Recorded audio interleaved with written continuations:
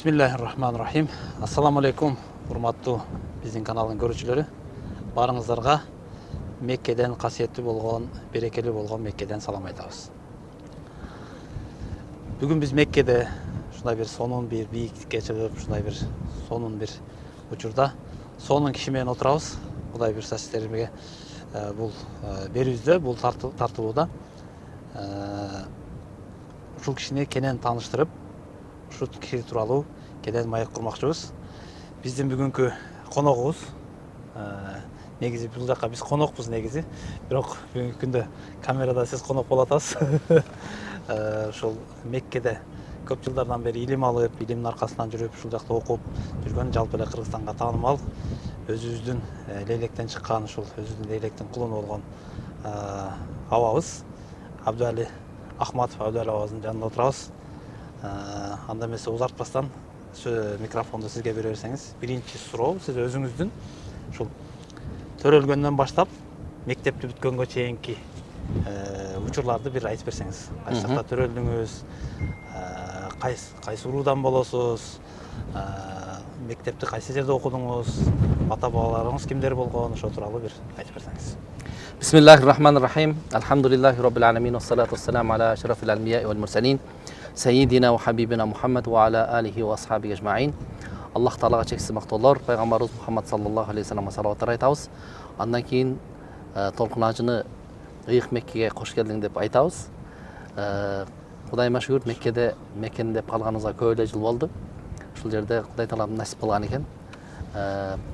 Peygamberimizin tuğulgan жеринде, Kur'an түшкөн жерде, ушул Уммул Кура деген университетте окуп билим алып жүрөбүз. Анан негизи менин атым Абдували, фамилиям Акматов. Атамдын аты Убайдулла. Катыран айылында 1979 жылы 12 апрелде төрөлгөм. Анан ошол орто мектепти башлангыч класстан баштап аягына чейин Катыран айылында мектептен окудум. Биринчи классты гана Вылкысым деген мектеп болчу. Азыр Катыран мектеби болуп калды. Ошол жерден биринчи классты бүтүргөндөн кийин экинчи класстан баштап Коз Баглан орто мектебинде окудум. Коз Баглан орто мектебини 1996 жылы бүтүрдүм. 96 жылы лейлекти бүтүп, анан шаарды көздөй сапар тарткансыз.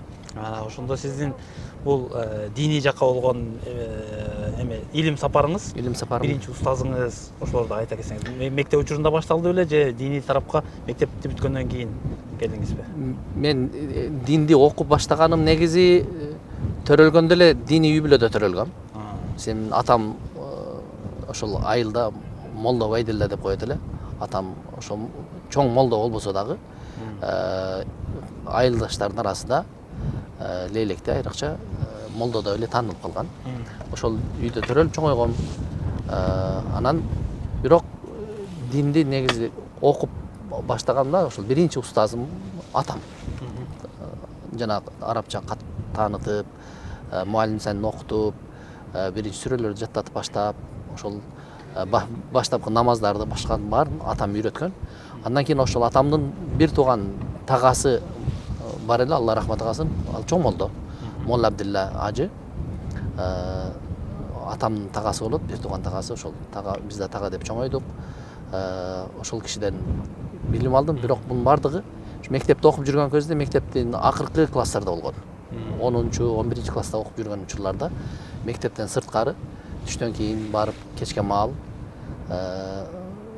күн сайын барып сабак алып келчүбүз. Ушинтип мектепти бүткөндө мен ошол муалим санында жана майда сүрөлөрдү, айрыкча 15 сүрөнү окуп, анан кээ бирлерин жаттап алган мезгил. Анан бизде көбүнчөсү жанагы фикта мухтасар уйкая окулат. Ошол мухтасарды окуп баштагам. Кичине окуп баштап, бирок көп эмес. Ошол китап тахараттан да болгондо да арабча ушундан үйрөнүп баштайсың деп алгандан жаттап фардул вуду гасл вужхи мин ашари ил al-udhun деп ушинтип жаттап баштаганбыз. Мектепте окуп жүргөн учурда мектепте бизде кыргыз тили адабиятынан сабак берген анан эжекейбиз, Рави эжекей деген бар эле. Ошол эже сен азыр чыгыш таануу факультети ачылды. Анан ошол араб тилин окуп, ошол араб филологиясына көп салым кошсоң болот. Сен диний үй-бүлөдөн чыккансың, өзүң дагы ушул арабчадан анча мынча кат сабатың жоюлуп баштаган, ошол жактан окуп үйрөнсөң болот деп азыркы БГУда ошол университетке барып тапшырып, бирок аттестатымда англис тилиден окугандыгым тууралуу эме болбогондугу үчүн окуган эмес деген. Ал жерде ал чет элдик факультетке албайт экен, чыгыш таануу факультетине албайт экен. Анан ошол эле мезгилде анан Бишкекте ошол ислам институту бар экен деп аны угуп, ошол жака барып тапшырып, аяктан окуп калганбыз. Анан ошол боюнча диний тармакта кеттик. Кудайыма шүгүр, жамандык көргөн жокпуз. Аллах таалам жакшылыкка баштап койгон экен, ошол ислам нуру менен жүрүп атабыз, Кудайга шүгүр. Анда сизди мындай бир үчкө бөлүп койсо туура болчу да экен да. Мектепте өзүнчө окудуңуз, анан Меккеге чейинки окуу учуруңуз, Меккеге чейин ислам университетинен баштап, Меккеге келгенге чейин кайсы жакта иштедиңиз, кайсы жакта окудуңуз, ошолор тууралуу да айтып берсеңиз. Ошо Бишкекте ислам институтун, демек мектепти бүтүрүп келгенден кийин 96-жылдан 2001-ге чейин Бишкекте ислам институтун окуп бүтүрдүм. Аны бүткөндөн кийин 2001-жылы Нарынга бардык. 2001-жылы. Нарын облусуна барып, ошол Нарын облусунда негизи казиятка мугалим болуп баргам. Ошол казиятта барып имамдарды имамдык курсту уюштуруп, ошол жерден семинар кылып, ар бир облус, район, Нарын облусунда ар бир райондун ат башы, Актала, Жумгал, Кочкор райондордун ар биринин район имамдарын чогултуп, ошолорго сабак өтүп баштаганбыз. Андан кийин 2005-жылы, 2004-түн аягы, 2005-ин башы болуп барат. Ошондо 2005-жылы окууга чакыруу барып, Умуркор университетине. Анан ошондон баштап 2005-жылдан бери Меккеде Умуркор университетинде окуп атам. Ал боюнча өзүнчө бир тема кылайлы. Анан айтып өттүңүз го, баягы Нарынга 2001-жылы бардык деп. Бул мурдагы биздин дамлалар тааныштырганда, баягы Молла Сабыр дамлалар, Абдыманап карлар, баягы Лейлек Баткенден 100 чакты имамды топтоп туруп таркаткан бир программа тууралуу айтты эле да. Ошол программанын негизинде барып атасызбы сиз? Жок. Алар барган жылдар 90, менимче 91-92 жылдар барган алар. Себеби жанагы Ош окуясы болгон эмес беле 91-жылы. Ошолго байланыштуу алар эмеден ошол мезгилдерде Өзбекстандан чыгып Кыргызстанга өтүп, Молда Сабыр дамланын командасы, анын окуучулары, анан ал чүйгө барып жайгашып туруп, анан чүйдөн нары бөлөт эмеспи, бардык Ысык көлгө, Нарынга, Ат башыга бардык бөлүштү. Алар программасы бөлөк. Биздики мен ислам институтун алардан кийин 10 жылдан кийин бүтүп атпаймынбы. Биз алардан кийинки нерсе. Биз барганда анда чоң программа менен деле барган эмеспиз. Болгону ал жерде жекече эле барганбыз. Мен Нарын шаарына, Нарын казиятына мен барып ал жерде мугалим болгом. Анан Актала районуна азыр Нурбек, Исмаилалиев Нурбек бар эмеспи? Ошол Нурбек Калыс Ордодогу имам. Ошол киши барган. Экөөбүз гана барганбыз. Чоң программа эмес болчу. Анан ошондон барып ал жерде сабак берип аттык. Имамдар жанагы курстардан өткөрүп, сабактарды өттүк. Ошол айрыкча Нурбек дамла менен бирге. Андан кийин өзбек ажылар бар. 2002-жылдан баштап өзбек ажылар барды. Өзбек ажылын билесиңер, алардын жана дил мөрөгү деген эмес бар эмес беле? Маданий борбору. Ошол борбордун филиалын ачканбыз. Нарын облус боюнча областык филиалын ачып, ал жерди түптөп аны иштедик. Андан кийин Нарын мамлекеттик университетинде кыргыз араб маданий борборун ачканбыз. Ал кийин факультатив болуп, андан кийин өзүнчө факультет болуп, азыр иш алып кетип атат университетте, Нарын мамлекеттик университетинде. Алла разы болсун. Анан ошондо сиз айттыңыз 2005-жылы Меккеге келдим деп, ошондо быйыл 2025 болсо, мындай бир Меккедеги 20 жыл деген экен да, 20 жыл өтүп турду. 20 жыл деген бул бир өмүрдүн 3төн 1 болуп атат дейм, орточо алып караганда. Орточо. Ошол эми Меккедеги 20 жыл деген теманы мындай биринчи келгениңизден баштап мындай ысыгы, суугу, кубанычы, кыйынчылыгы дегендей биринчиге кандай болуп келип калдыңыз? Эмне себеп болуп келип калдыңыз? Ал учурда эми Меккеге келиш деген мындай ажыга келбесе эле умра деле жок болчу да 2000-жылдары. 2010-15ке чейин деле умра көп бизге 2015 жайлы элек болчу да. Анан ошондой болгон учурда Мекке десе бир эле ажылыкка барат. Ал дагы баягындай түшүнүк боюнча айлап барыш керек, кайра айлап келиш керек, ортодо жүрүш керек деген бир түшүнүк эле да. Анан сиздики кандайча бул жакка окууга тапшыруу башталып калды? Биринчи кимдер келдиңиз? Кимдер менен чогуу окудуңуз? Ошол тууралуу бир. Мен бияка Меккеге келген 2005 келдим деп атпайбы? Ага чейин бизден мурда Кыргызстандан келип окуган Чубак ажы окуган. Мени Меккеге Чубак ажы алып келген. Чубак ажы 98 или 99 жыл келген. Бияка келгенде. Анан ошол келгенден кийин келип ал студент болуп окуп жүргөндөн кийин каникулга барган сайын ага документ берет элек. Чубак ажы жалгыз өзү. Жалгыз Чубак ажы биз тааныгандардан Чубак ажы болчу жалгыз. Кыргыздардан. Анан Кыргызстандык башка балдар бар экен, көрсө ал биз тааныбайт экенбиз негизи. Кыргыздардан ошол Чубак ажы жалгыз. Анан ошол барганда документ тапшырып, мен Ислам институтунда окугам да. Ал Ислам институтунда Чубак ажы биз биринчи курска барган 96-жылы биз биринчи курска барганда Чубак ажылар 4-курс студенти болчу Бишкекте Ислам институтунда. Алар андан кийин бүтүрдү дагы, ошол акыркы жылын бүтүрүп, андан кийин мугалим болуп калды ошол Ислам институтунда. Анан ошондо ал мугалим болуп калган мезгилден баштап биз устаз шакирт болуп баштаганбыз ошонон. Айылдагы биринчи устазым атам, андан жанагы Молла Абдилла тагам болчу болсо, анан аяктагы Бишкектеги биринчи устазым бизге куратор болгон Ниматулла Рыскулов, Ниматулла ажы. Ошол киши мен биринчи ошол подкаст алып барып аткан. Менин биринчи устазым ошол киши Бишкектеги куратор катары. Анан Бишкекте ошол ал институттун ректору Ильяс Назарбеков эле. Андан кийин Молла Газдамла келди. Молла Газдамла сабак берди, бизге сабак бергендер аерден Хашим Дамла сабак берген. Кыскасы ошолордун арасынан кийин Чубак ажыдагы биринчи устаздарымдан ал ошол Меккеге мен документимди алып келип тапшырып, мен кабыл болушума себеп болуп, келгенде тосуп алып келип окуу жайга жайгаштырып, могул окуу бөлмөң, могул жатаканаң, могул тамак аш жей турган ордуң башка деп тааныштырып, устаздар менен тааныштырып, окуу жайдан сырткаркы устаздар менен да тааныштырган ошол Чубак ажы.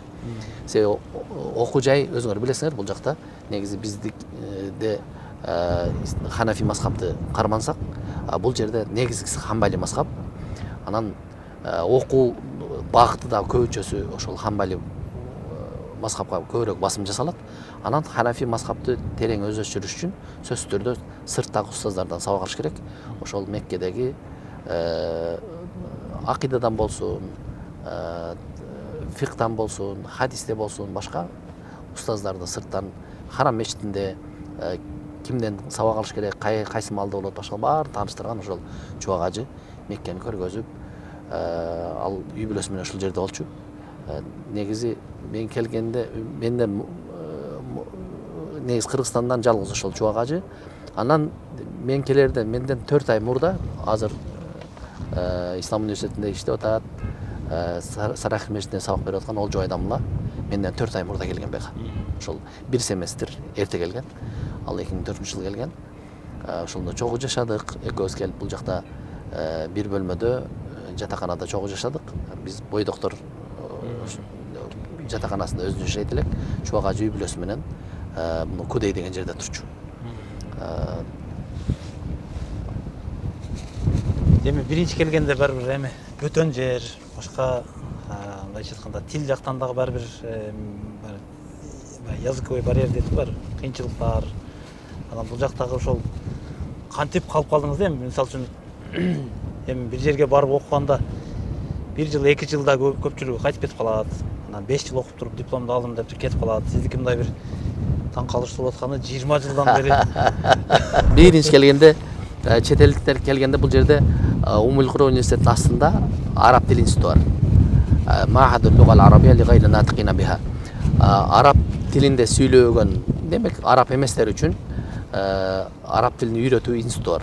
Ал институт Чубак ажылар келген мезгилде 3 жыл болчу келди. Биз келген мезгилде 2 жылдык болуп калган.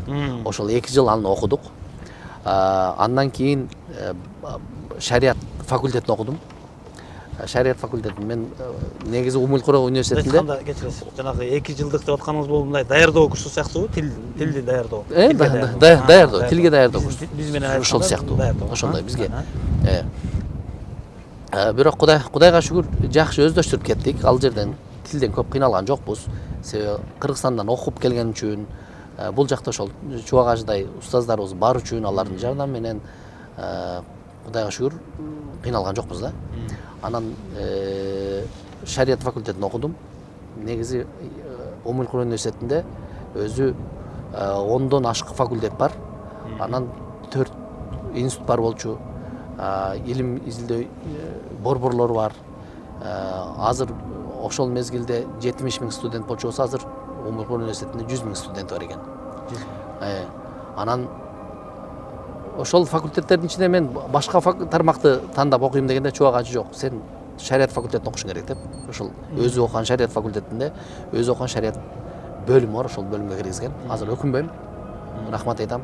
Көрсө ошол негизи керектүү, зарыл тармакка жол көргөзгөндүгү үчүн. Кудай буйрса, быйыл мынол докторлук ишимди жакында тапшырган турам. Ушул Орозонун нары жак бер жагында коргоп алсам буйрса. Быйыл жакшы камынып турабыз, буйрса Кыргызстанга барып, ошол алган нерселерибизди, билген нерсебизди эл журтка айтсак, кызмат кылсак деп. Анан бул жерде бекер жүргөн жокпуз, Кудайыма шүгүр. Келген ажыларга билген нерсебизди айтып берип атабыз. Меккенин сырларын, өкүмдөрүнү, ажылыктын өкүмдөрүнү, умранын өкүмдөрүнү, башкаларды айтып берип, ажынын максаты кандай, мааниси кандай, умранын мааниси кандай, буларды кандай. Чынында кээде ойлонуп отуруп айтам да. Эгерде бул Кудай Тааланын буйругу биринчи. Кыргызстанга барсам, балким ошол элдерге ушул нерселер менен жеткире алмак эмесмин. Себеби Кудай Таалан бул жака атайын жеткирип коет атат. Элдер муктаж укканы келет. Бияктанчы. Ал элдерди мына биякта азыр мен сабактарда айтып аткан сөздөрдү Кыргызстанда эч жерден укпайт. Угуза да албайсың. Себеби элдер телефондон көрөт дейбиз, телефондон көрбөйт. Телефондон молдо сүйлөп аткан болсо 1 минут 2 минут деп туруп тааныйбыз муну өткөрүйт болду. Аны укпайт. Бул жерге келет, маңдайыңда угат, угуш үчүн келет да. Аларды мисалы кээ бирлер жумушта жүрөт, башкада жүрөт. Ал жакта укпайт. Бул жакта угуш үчүн келет. Меккеде, Мадинада, кыскасы бул жерде колубуздан келишинче бир жагыдан ажылык маселесинде, уюштуруу иштеринде жардам берсек, экинчи маселе сабак маселесинде элдерге дин жеткирүүдө да колубуздан келишинче сабак берип атабыз. Бирок болду ушу менен чектелип калмай, жок, Кыргызстанга барабыз, Кудай буйрса барабыз, кызмат кылсак деген ушул динди жеткирүүдө, исламды жайылтууда колубуздан келишинче, элди агартууда колубуздан келишинче кызмат кылсак деген тилегибиз бар иншалла. Сиз азыр 20 жылдан бери Меккеде мындай чоң эмеде убакыт деп айттым го анан.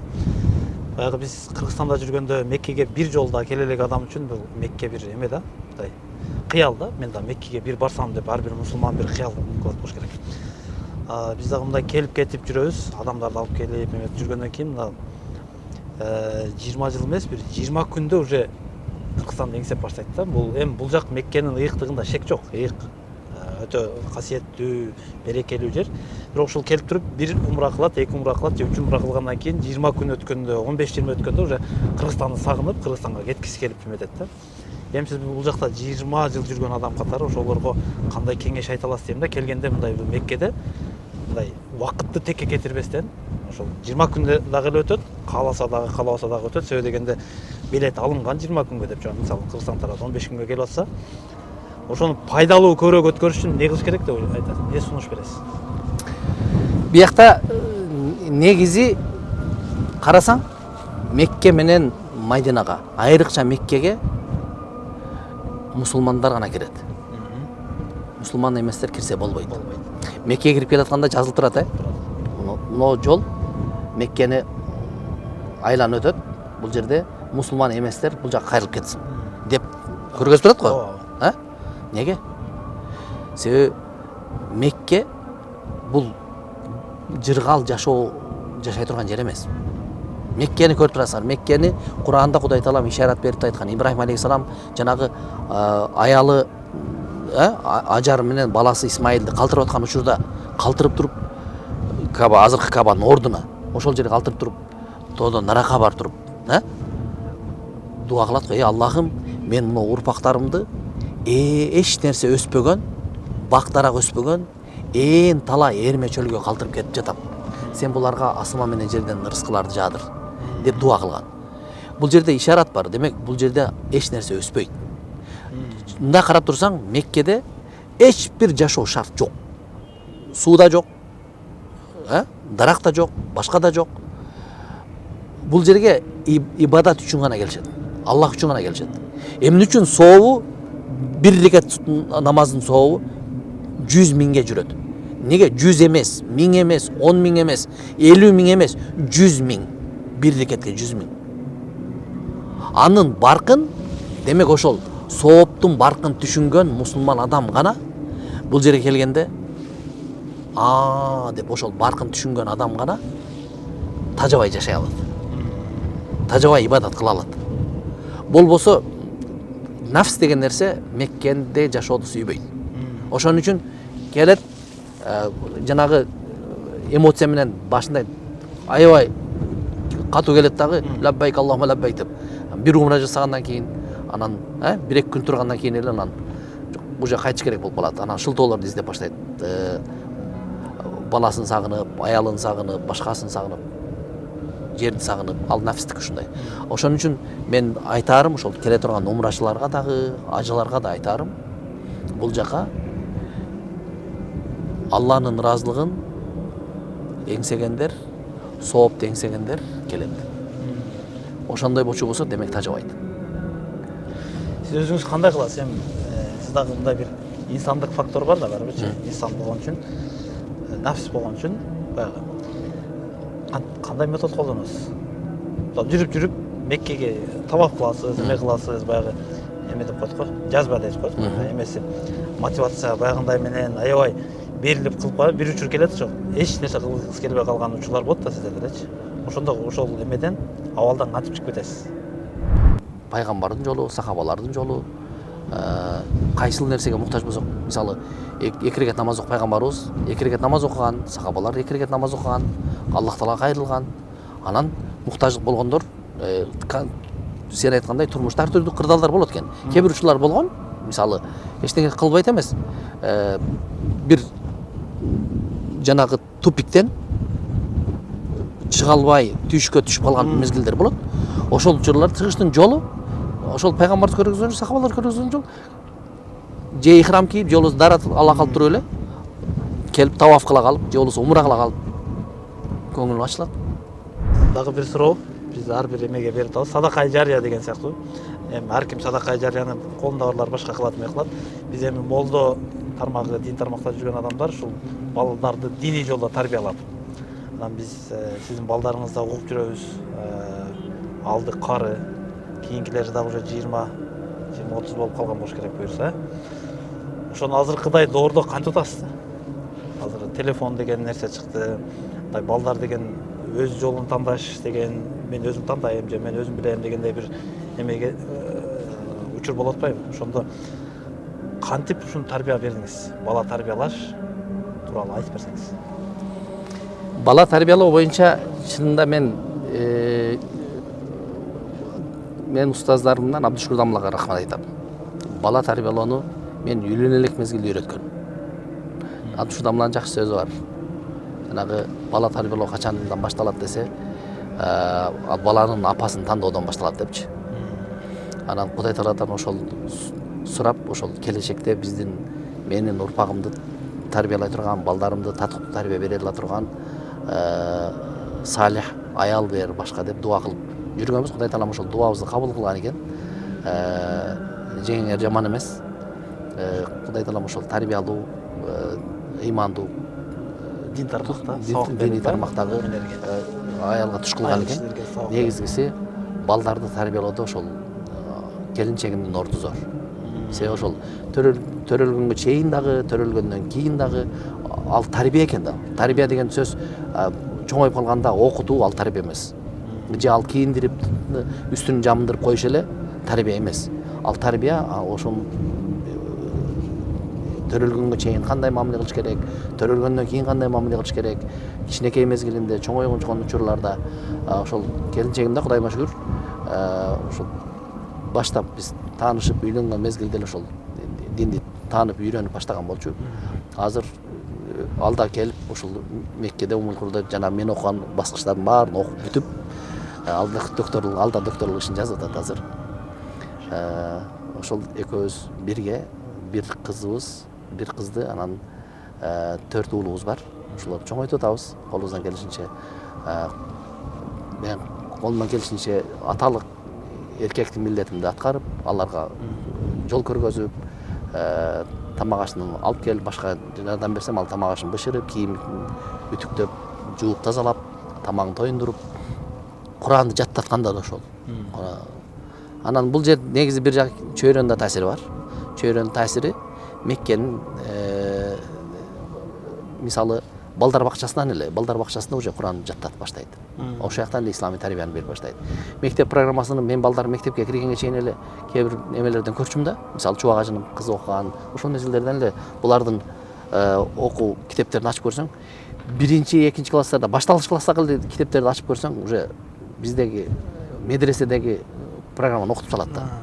Ошо хадистер жаттатып, аяттар жаттатып, жана мухтасарлар, башкаларды аяттардан бери баарын жаттатып болуп. Чөйрөнүн таасири дагы бар Кудайга шүгүр балдардын эмесинде. Алла разы болсун. Анда жеңем экөөңүздөр куштун 2 канаттай болуп бийиктиктерге учуп, элибизге, жерибизге кызмат кылыңыз иншалла.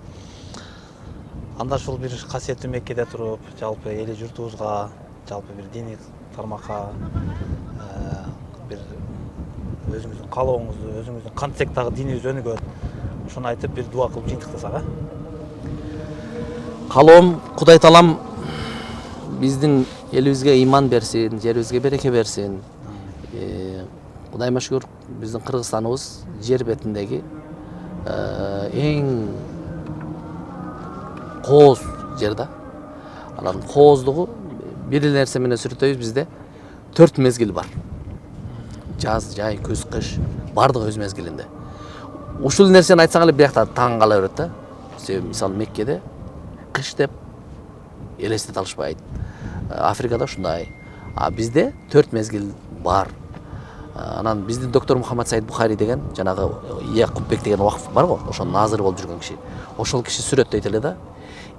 Кыргызстанды кандай сүрөттөйсүз десе, Кыргызстан мисалы дейт, жер бетинде Түркияны айтышат дейт. Мен көбүнчөсү Кыргызстанга барам, анан Түркияга барам дейт. Түркияны мындай эң сулуу селкиге окшоштурат дейт да, сулуу кызгач. Түркия ушундай чырайлуу деп. Себеби эмеси бар, бул жактан деңизи бар, жашыл, жайгашкан жерлери ушундай дейт да.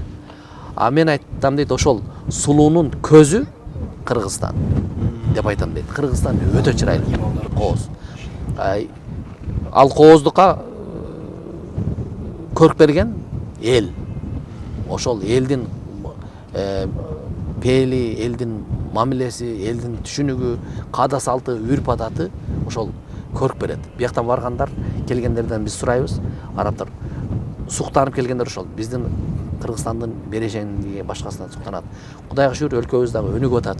Анан элдерге көбүнчөсү келген ажыларга дагы, умрачыларга да айтабыз. Бияка алардын келген максаты эмне? Кабада дуа кылыш керек эл журтка. Биздин да максатыбыз ошол. Кыргызстаныбыздын өнүгүшү дагы, өнүкпөй артта калып калышы дагы ошол умрачылардын, ажылардын ибадатына, алардын тилегине байланыштуу болот. Ошон үчүн менин келе турган ушул уккандар болчусу, умурга келгендер дагы, ажыга келгендер дагы ошол Кыргызстаныбызга, эл журтубузга, эл башчыларыбызга, дин башчыларыбызга баарына дуа кылыш керек. Дин болсо, дин элдерди көркүнө чыгарат, элдер мамлекетти көркүнө чыгарат, буюрса. Иншалла. Аллах таалам өмүрүңөргө береке берсин. Кош келдиңер дагы бир жолу. Анан элибизге Кудай таалам бекем ыйман, мамлекетибизге өнүгүү берсин, жер бетинде мусулмандарга тынччылык, биримдик берсин, ынтымак берсин, иштериңерге ийгилик. Келиңиздер, Кудай таалам ошол ар бир ушул маекти көргөн ар бир мусулман бир тууганыбызга Кудай таалам ыйык Меккеге келип, Кабада умра кылганды, ажылык кылууну насип кылсын. Ассаламу алейкум рахматуллахи ва баракатух. Барыңыздардан Аллах разы болсын. Барыңыздарга Алла таалам жакшылыктарны Меккеге ушундай касиеттүү жерлерге келип ибадат кылганды насип кылган болсун. Ассаламу алейкум ва рахматуллахи ва баракатух.